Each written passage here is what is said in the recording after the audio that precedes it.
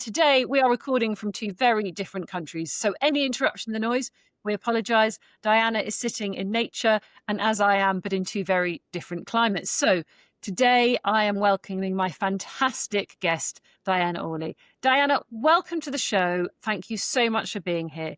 Today, we are going to unpack several topics, and I do hope we're going to have time to do all of it. We're talking about wealth, emotional sobriety, and the meaning beyond money.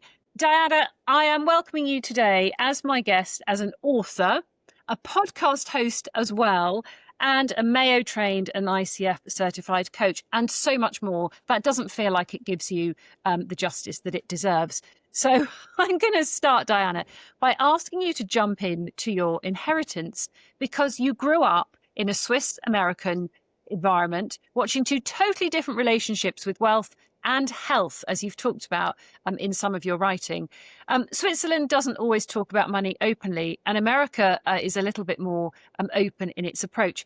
But Diana, I would love it if you could tell us a little bit about what it was like growing up between these two very different cultures. Hi, well, thank you, Lindsey, for having me on. And the Swiss American cultures, I have to also specify that not only was it two separate countries, but it was two different classes or social economic backgrounds. My father was a blue-collar worker. He was a mountain guide, house painter. He was a stuntman in a James Bond movie, in His Majesty's Secret Service. So, and my mother came from a very intellectual Brahmin family from the Boston area. So these two worlds were separate anyway. Their attitude towards money, however, were the same. It's something you don't talk about. My mother, the New Englanders don't talk about money. They're very thrift conscious. My Swiss family are the same. They don't believe in waste. They don't believe in borrowing money. They believe in hard work. Both cultures believed in that. So there was a lot of silence around money. We never really talked about it. And now what I've had to sort of, I guess, unlearn is that not talking about money is not helpful. And so I can, where else can I go with this? Absolutely right. Lindsey? Let's talk about the work you and I do, because when we do talk about money, as we often do, our eyebrows go up in all cultures. And I've had some interesting conversations recently where people are saying, Lindsey, all you're doing is talking about wealth. Well, we're about to face the biggest transition of wealth. As we know, the great wealth transfer is coming, $84 trillion changing hands, and over 50% of it going towards women, allegedly, depending on what stats you read. As women, we have to start talking about money. Certainly in the UK, women were only allowed a bank account from 1975. So our mothers didn't model sound financial behaviour, as yours didn't. They modelled silence. And I'd love to know what that felt like growing up. We just didn't think about it. I didn't think about it as a kid. I didn't notice that we lived in bigger houses than most people. We had a nanny. So my friends didn't have a nanny. So that's different. But I didn't really think about money so much as, oh, this is just how it is. You grew up in a castle. You grew up in a house, which was an old hotel in Monte Carlo.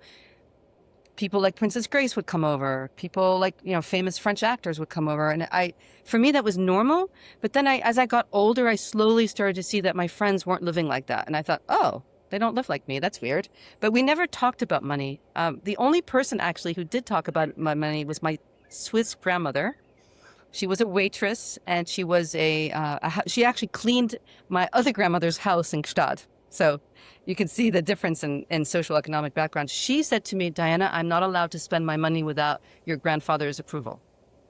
So that she was the only one who said anything. So imagining back some time ago, Diana, when you went out into the sort of the big wide world, I'm interested to know your experience, because we're seeing very affluent children going into the world. And you and I have talked extensively about some of the challenge they face in terms of discerning who is a safe person to be with, navigating a world that is very open to drugs, alcohol, of course, much more open sexually than it used to be in the West. Now, you came out of this environment and into the real world. And what was the impact? Did it feel shocking? Did it feel unusual? Did it feel disorientated? How did you feel suddenly realizing that you weren't quite like everybody else? Did it feel? Well, it was very isolating. As I got older, well, I did have some good friends. So I still was able to connect with some friends in Monte Carlo when we lived there. And when we moved to America, I really struggled, not just from the culture shock of being European and living in America, all of a sudden being thrown in American culture. My clothes were different. We lived on Bellevue Avenue in Newport, which is kind of like the Mansion Row of the United States. I mean, most of my schoolmates did not live on Mansion Row, and a lot of them just treated me differently, and I was bullied, and that was very hard. So it was very isolating. And as I grew up, then I sort of that sort of bullying and isolation pushed me closer into that world of private clubs. Birds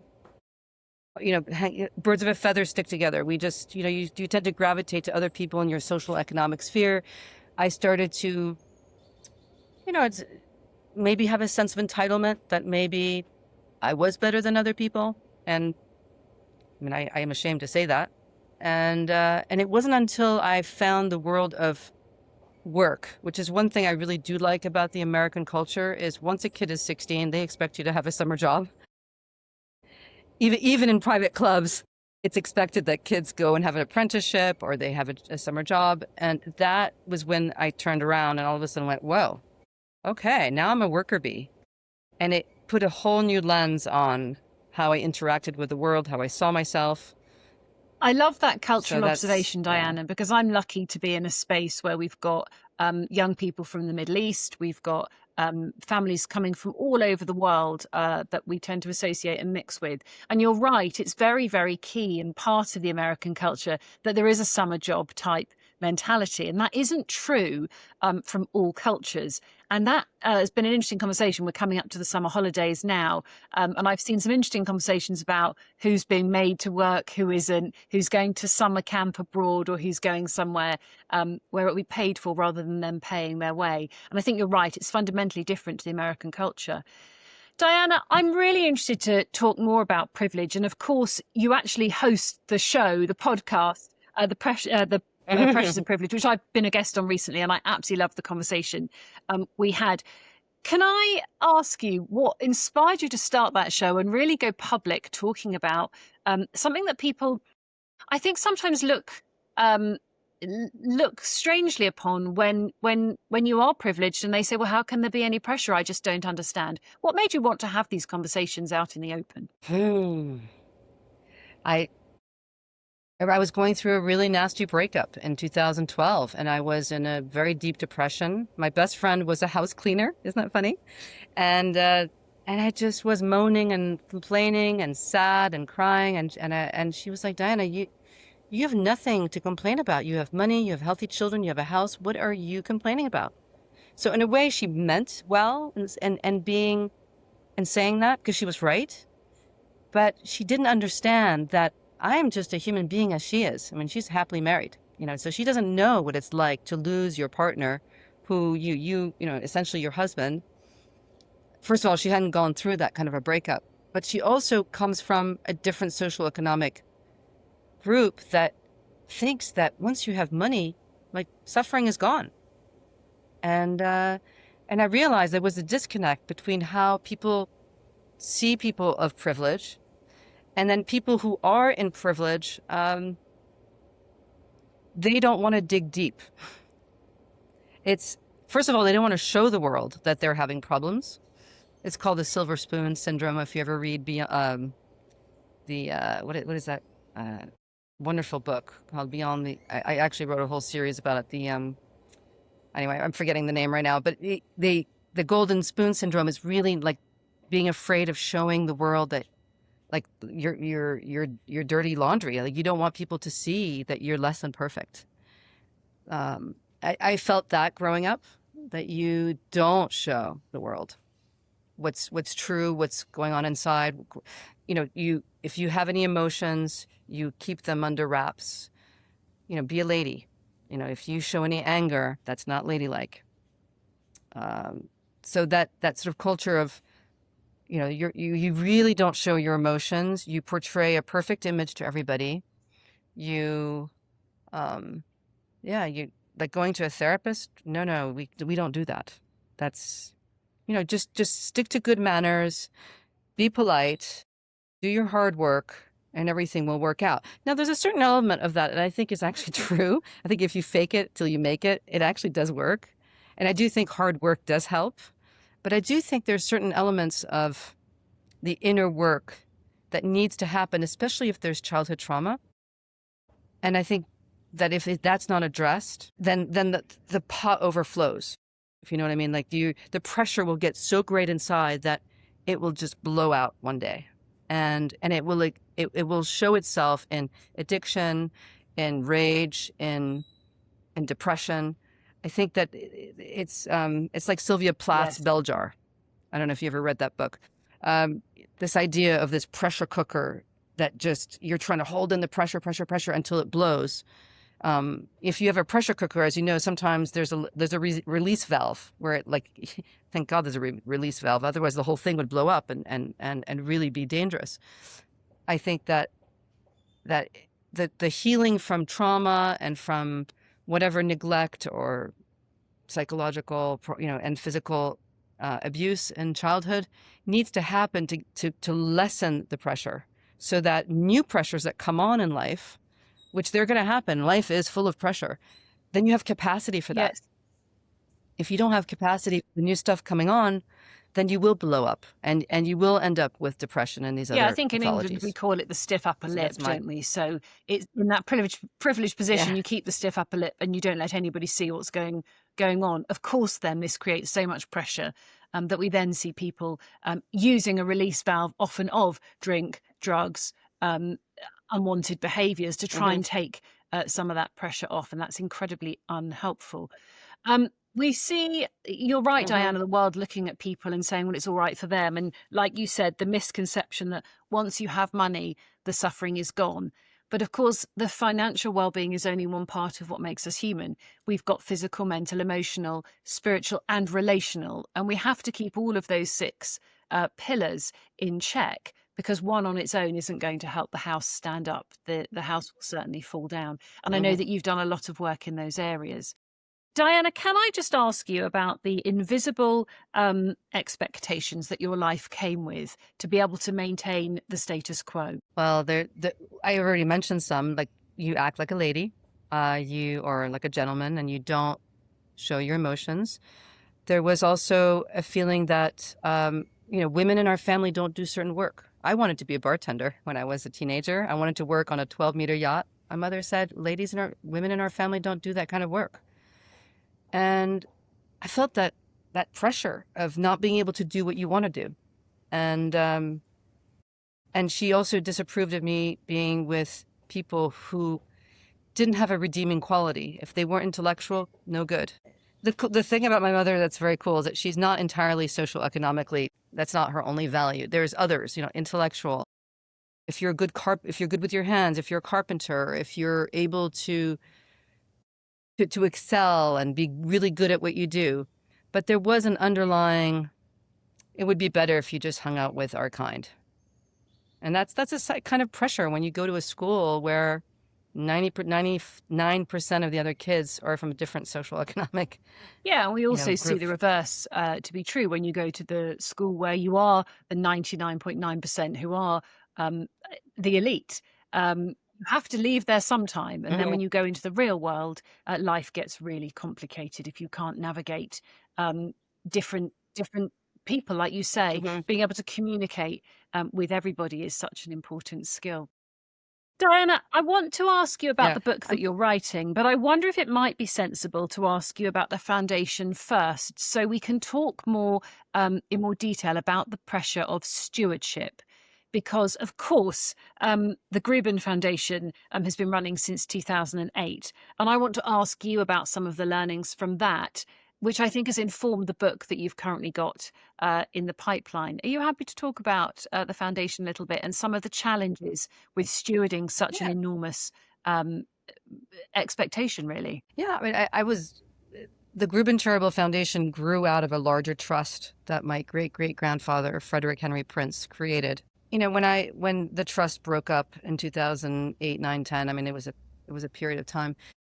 It was, I received the responsibility of stewarding that fund and of making grants every year. It's a grant-making foundation. Actually, it's a trust, but I renamed it. It was called the Diana Oehrli Trust, and I thought, well, I didn't make the money to come in my name. That's very misleading. So I changed it to the Gruben Charitable Foundation, which is, Gruben is the name of my neighborhood in Gstaad in Switzerland. I'm saying Gstaad because most people, if I say No Gstaad, one ever people knows what we're talking don't about. hear it. Exactly. And it's a beautiful neighborhood in the Swiss Alps. It's my great great grandfather's house. It's a farmhouse overlooking the valley of Gstaad. It's absolutely beautiful. Krishnamurti used to take walks in that neighborhood. It's conducive to meditation. I got sober in the Alps in that spot, and I just have these. I'm just so lucky that this is something I inherited from my grandparents, and I just realized that nature and peace and quiet and those mountains, I wanted to bring that to other people. So when I was in 2008, when I was granted this responsibility to give away this money, I thought, well, I want to give this to other people who are suffering from, addiction, mental health, whatever, human suffering that they're experiencing. I wanted to bring to them some of my learnings. And I thought, well, why don't I invest in the neighborhood, the city where I did most of my work. I was a journalist back in the 1990s, back in Newport, Rhode Island, where I ran a small town newspaper that my mother owned. But that's a whole other story. But I ended up falling in love with that city because when you work in a city, you get to know all the nonprofits, you get to know all the political issues, you get to know all of the endemic issues with the town, because we covered it in our local paper.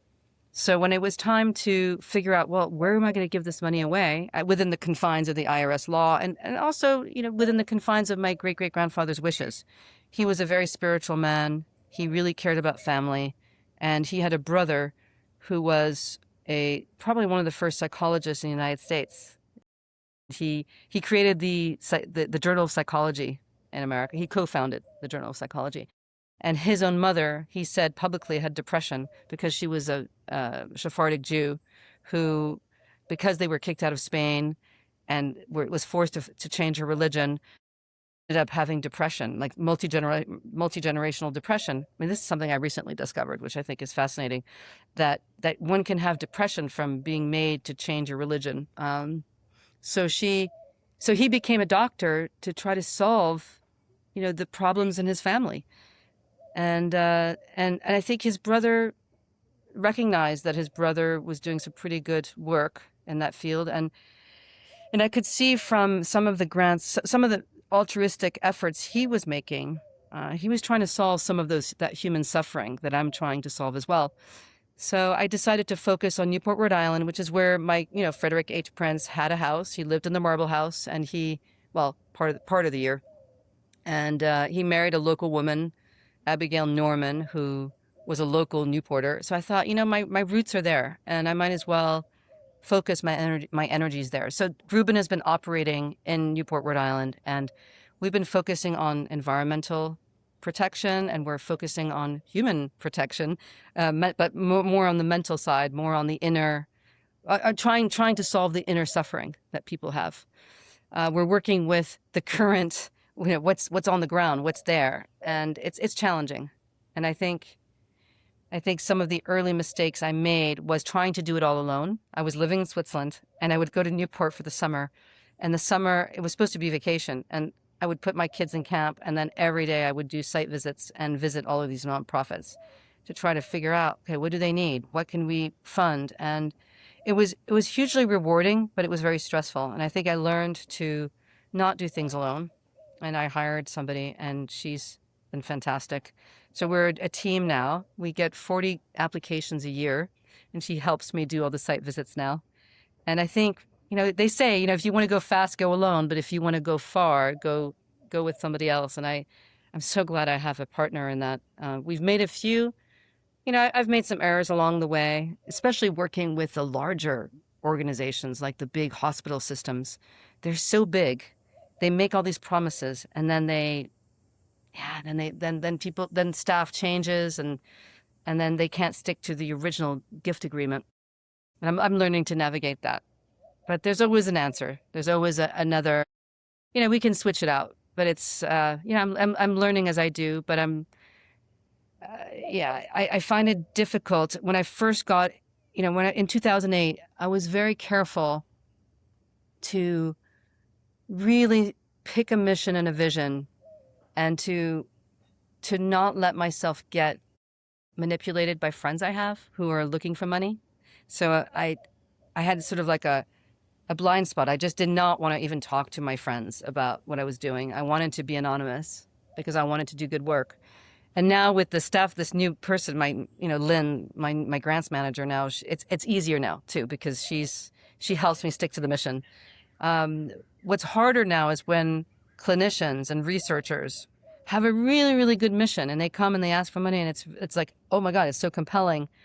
I can get manipulated by really good clinicians and good hospital staff who are able to really clearly state their case, but they may not necessarily have the structure behind what they want to make it happen. So I'm learning. Yeah, it's I'm learning interesting that to hear challenge. you say that. You're right. When we partner Yeah. with others, it does help us with that accountability, doesn't it? And we fix our eyes, I suppose, on the calling that we're in. What is it we've decided that we are here to do? And then how do we stay aligned with that? And I love the fact that you mentioned the word sort of distracted or manipulated, because it's something I find on a daily basis. I'm distracted into doing something that wasn't what I thought the original calling was. And it's trying to, do the work every day, isn't it?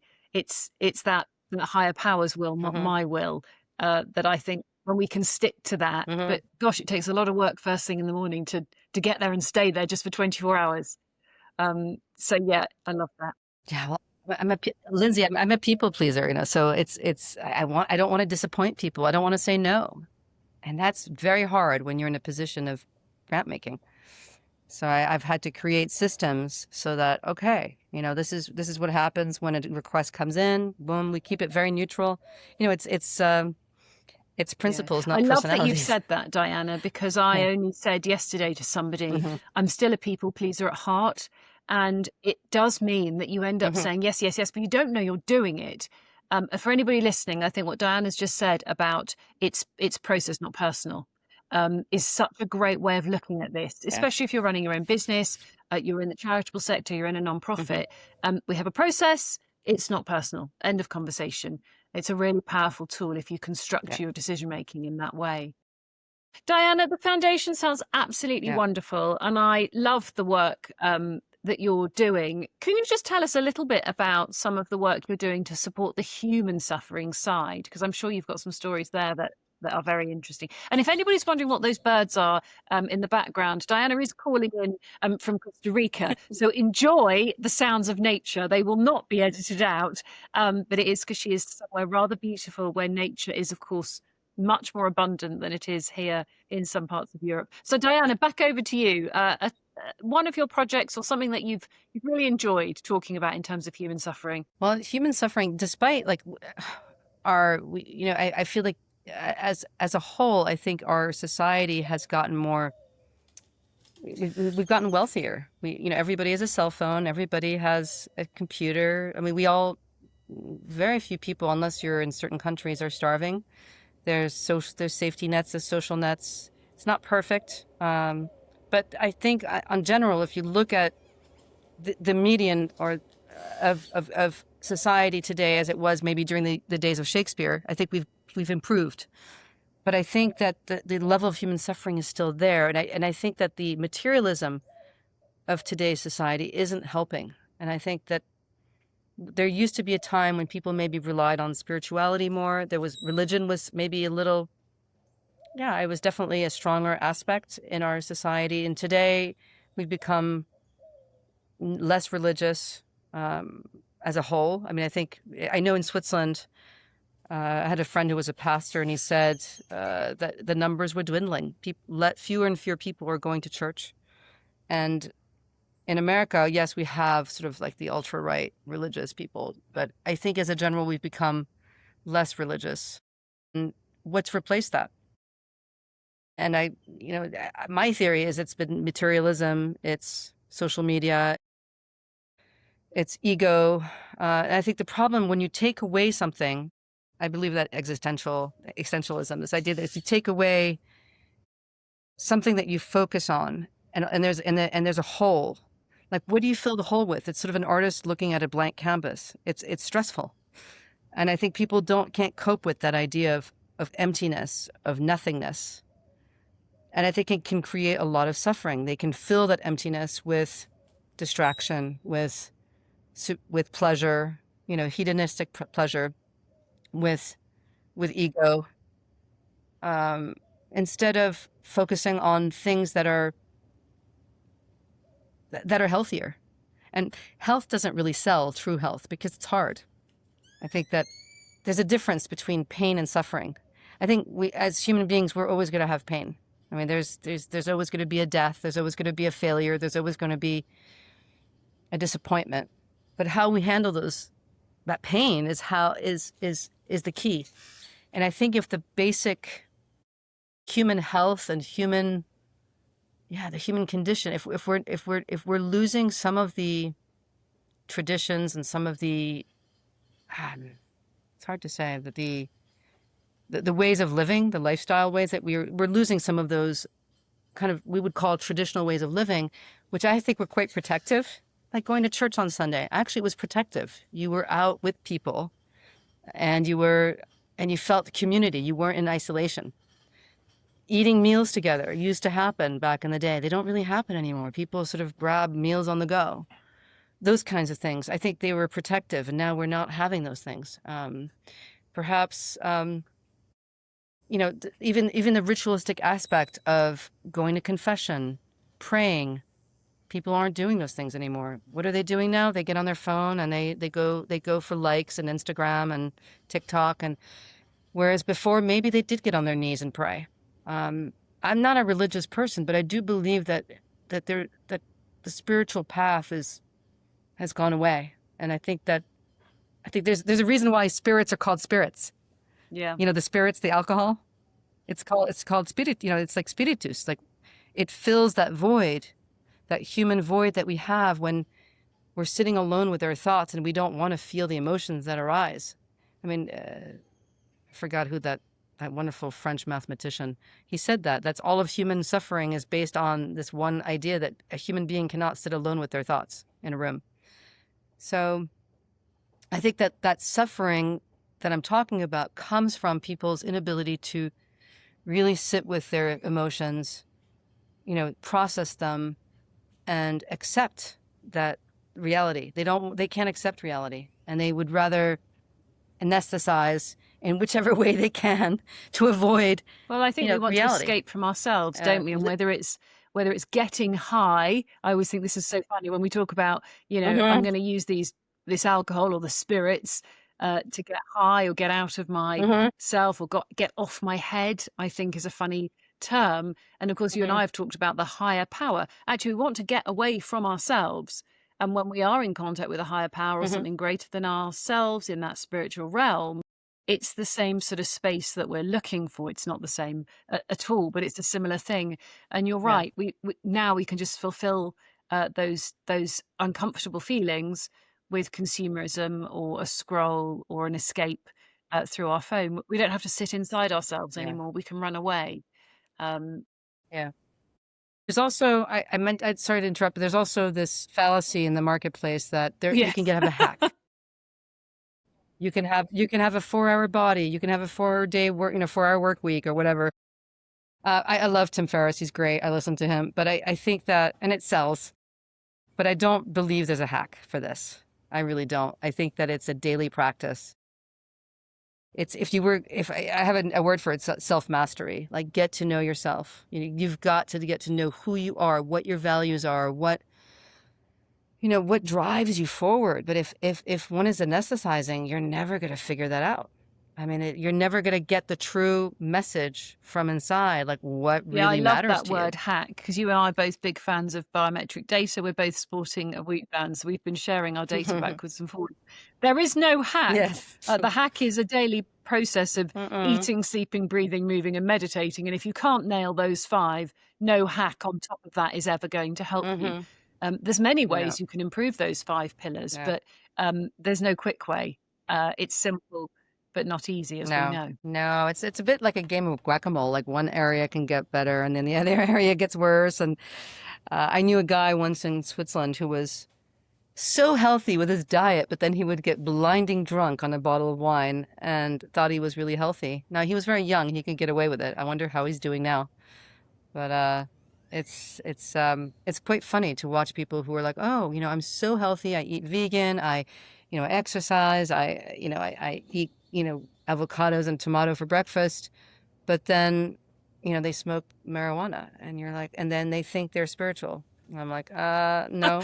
No, and we could also talk about that recreational drug use that's highly illegal and funneling money mainly into child trafficking and prostitution. Let's not be all organic and holier than thou with our impact investing and then start buying illegal drugs on the side. None of it really makes sense when you Hmm. when you talk about it, and we're not here to judge.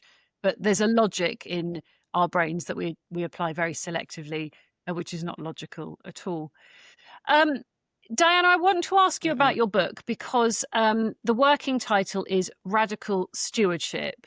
And I love talking about stewardship, inheritance, philanthropy, altruistic behavior, and also pro social behavior, that service part of being alive that's absolutely essential, Hmm. especially in recovery, but that I see almost diminishes a little bit the higher we go up the socioeconomic chain.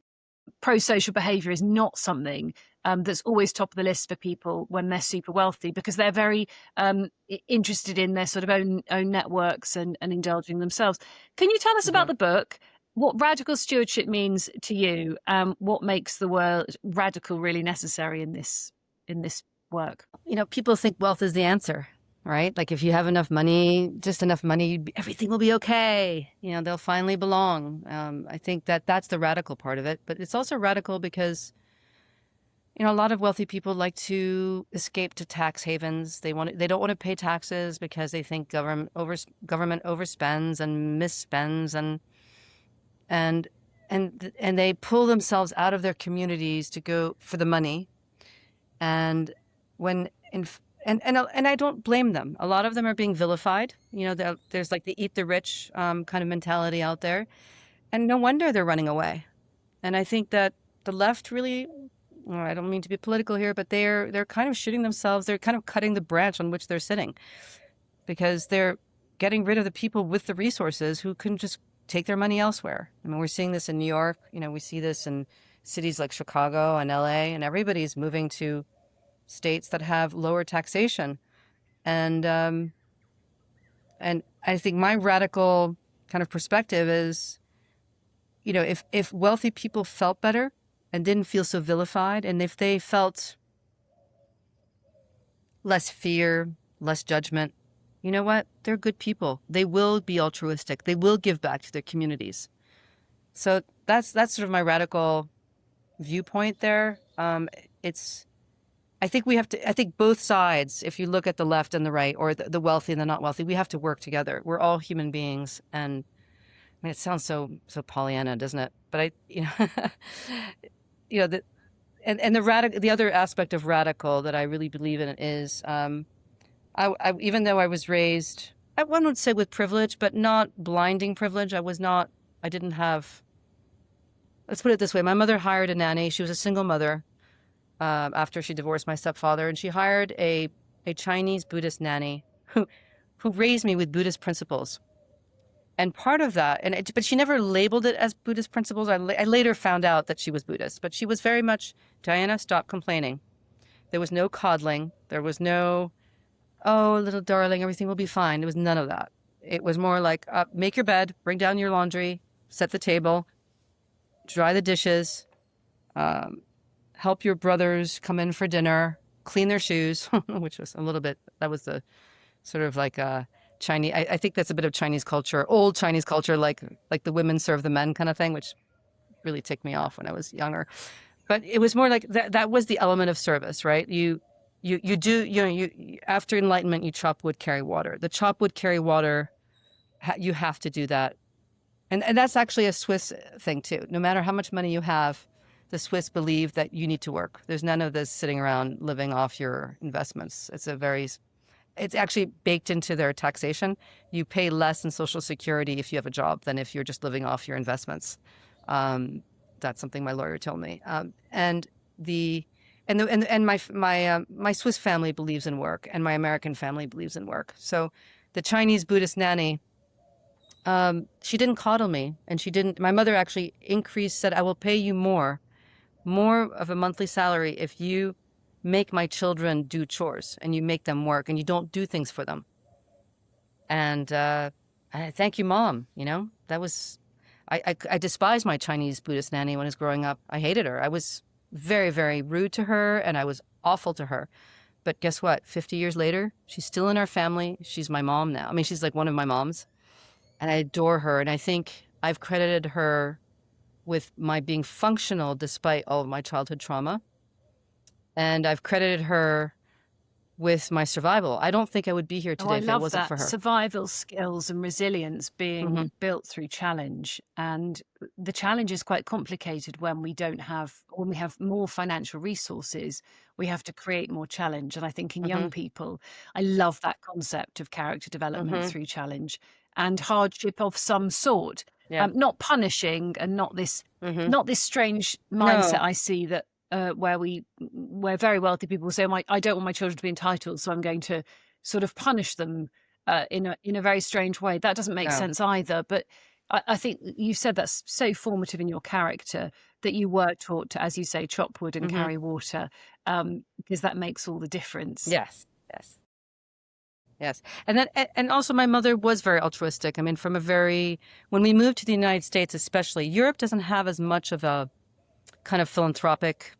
First of all, there isn't as much of a tax deduction in Europe as there is in America on giving, just by the way. I mean, there is altruism in Switzerland, but it's not I think especially in Switzerland, the government does such a good job taking care of people that there isn't as much of a need on the sort of private philanthropic level as there is in the United States. In the United States, the charities do a lot more they fill in the gap where the government cannot come in. And when we moved to the United States, my mother got very involved in saving the environment. We have an organization called Save the Bay, and she had us, work the parties. We had to open up the champagne bottles, and we had to hang up coats for the guests who came. And she always told us, with privilege comes responsibility. And that was instilled with her. So I think to answer your question about the stewardship part, that was instilled by Mom. She sent us to a camp in Switzerland, in Gstaad, which is also a school, the John F. Kennedy School. And actually on the doorway, it says that, to whom much is given, much is expected. So I think that value was handed on to us when we were growing up. That was very clear. And the functional aspect came from the nanny. I mean, she was like, look, you got to work. You got to do your homework. You've got to clean your room. You've got to do this. You've got to do that. And there's no escaping it. And clean my room. She'd walk in and go, good. You did a really good job. I mean, she was now when I watch her in action, she's actually a coach. I mean, she has the coach approach. She asks questions. So what are you going to do, Diana? Are you going to do this? You're going to do that? And she's amazing, and I'm very lucky. She that sounds I had absolutely her growing wonderful, up. and I think that's a great opportunity now for us to switch gears. As much as we could talk about philanthropy, and I do want to come back to the great wealth transfer, especially the role of women, because I think we're about to see much more we-focused giving than me-focused investing or saving. But can you just tell me a bit about your coaching work, Diana? Because most successful people don't need another strategy. They just need somebody that understands them. They're your words. And you are not only Mayo Clinic trained, but you're also ICF certified. And you've got 20 years experience in martial arts. This is quite phenomenal. Tell me a bit about your coaching work and what's really changed you and what you change for others. Well, I started coaching in 2016, 15, and I'm the ICF coaching approach is what I was trained in. And I think the world of coaching is a bit confused.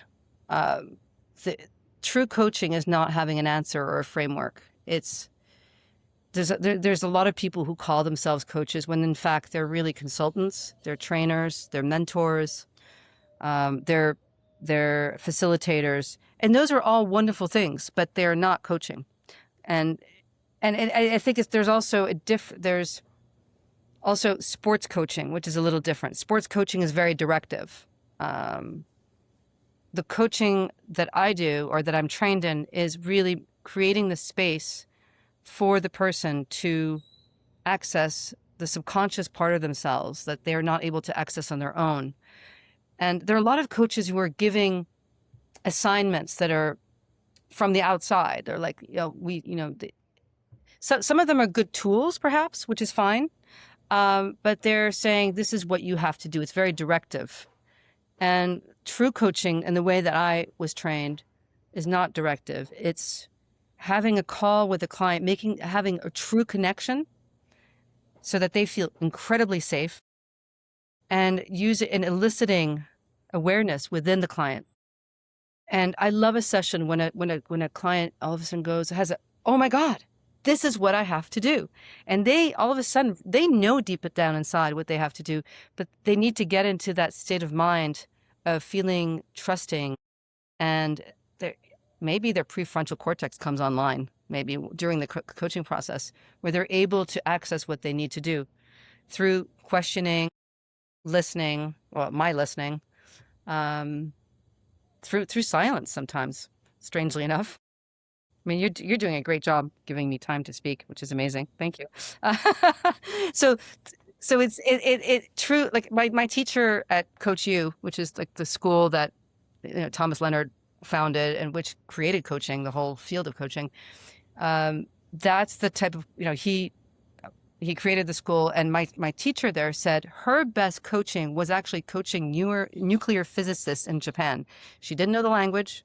So, I mean, they spoke English. She knows nothing about nuclear fusion, but she said that was some of her best work because she was incredibly curious and she was able to do incredible work. So when we as coaches are marketing ourselves, we're supposed to have a niche, which, yes, I'm narrowing it down, to wealthy people who really want to figure out what they want to do with their lives and who are sick and tired of superficial conversations and who are looking to have emotional sobriety. I want to maintain my curiosity. The problem is if I know something too well, my curiosity shuts down because I know the answer, because I know too much about that area. So that's my challenge, is to stay curious. And with the Mayo Clinic, it's really motivational interviewing. It's what they use in addiction treatment centers to help people and for addiction professionals to help people tap into their innate motivation to get help and to change their lives.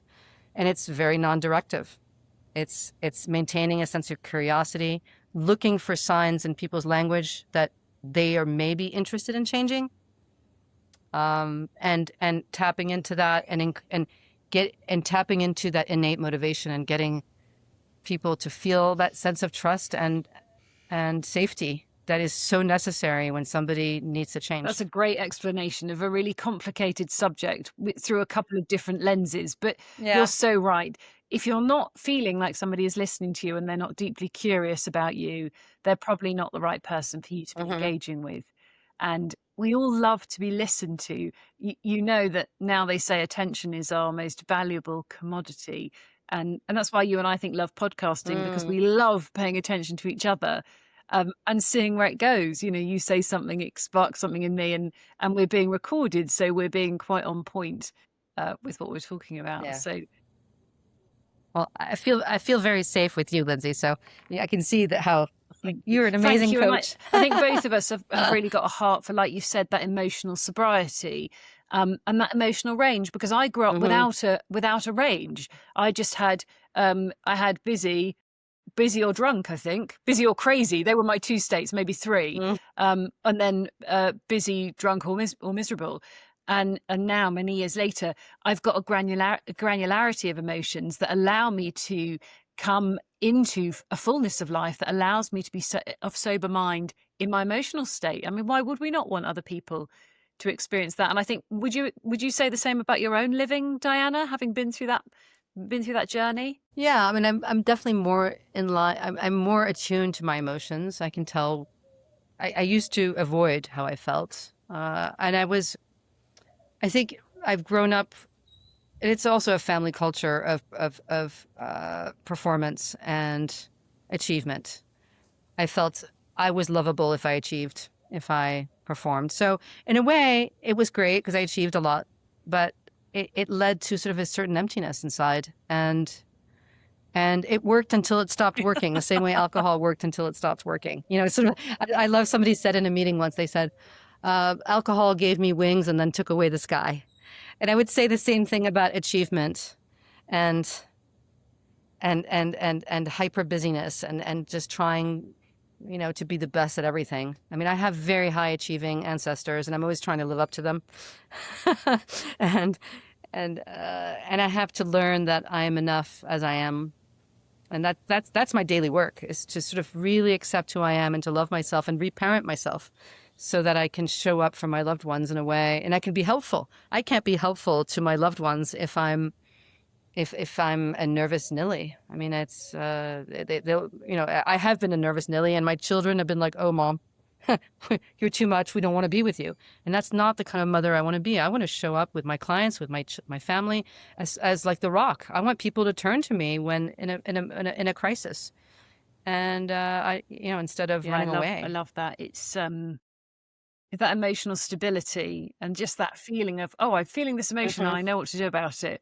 And I'm coming into that, we're on totally different time zones, but I'm coming into that afternoon slump where I'm noticing in my body, you know, it's just normal. Our circadian rhythm works in that way. The energy is absolutely falling, and I now know what to do, rather than think, can I hang on for another hour and then have a drink, or, you know, do something else. It's a lovely feeling when you understand your mind and your body, and you can use the operating system we've been given properly. Well, before this, I journaled for about an hour. I mean, I woke up at 4:50, and then from 5 until 5:45, I journaled, because I was like, I really want to find out like how I'm feeling right now before I show up for Lindsey and for your listeners. Yeah, I'm a little nervous, and I have some personal stuff going on that's kind of heavy, but it's okay, because I'm able to, like, okay, I dealt with it. I processed it. I now really I can be here with appreciate you. that. And in fact, if anybody is listening now for a hack, because they're thinking, well, Diana and Lindsey sound like they know what they're talking about, but they've not talked about hacks.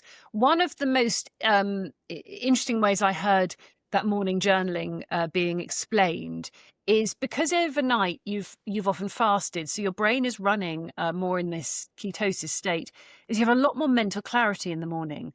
And it's a really, really important time to take control of your day, or surrender to your higher power and have their will for your day. So I think that morning routine, you know, there was an article out recently, the billionaire morning routine. It's such a crucial time to do some work for yourself. And of course, your energy's high as well, so you want to get in the gym. If you're an athlete, that's your prime time. But if you can give that morning space, like you did today, to your journaling, the rest of the day follows, and you've really set an intention for whatever that will is over your life. So well done. Yeah. I use the Julia Cameron morning pages method. Is you just, it's a dump. It's a brain dump. I never reread what I write. It's probably, I don't even know if it's readable. My handwriting's terrible, but I use a pen and paper.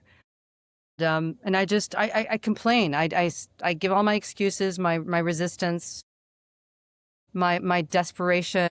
I sometimes will write out the Serenity Prayer over and over again. I will say, God, what do I do?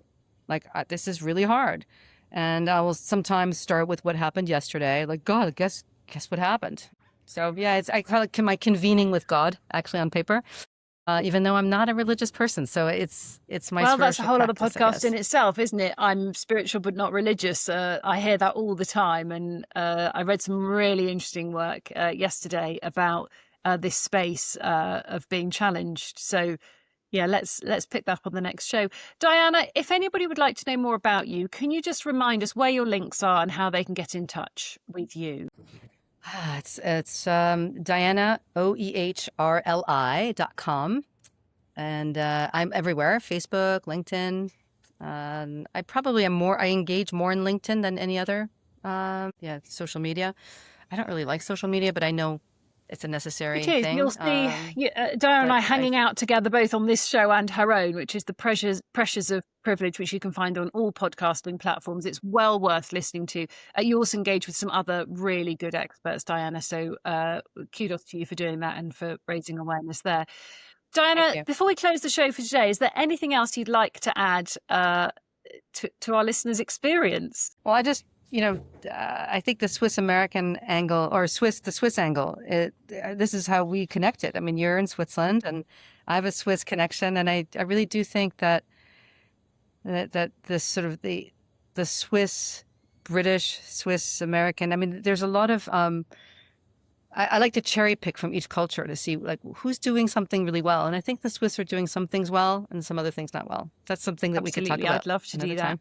And if you haven't already done so, please go to lindseyfrances.co.uk and subscribe to the newsletter. You'll also find me on richsimplehuman.com. And the newsletter is more about the conversations we've had, digging into some of the topics. And in fact, Diana, I've just remembered that we didn't talk about the great wealth transfer in women very much at all. So why don't we do that next time? Because this is key.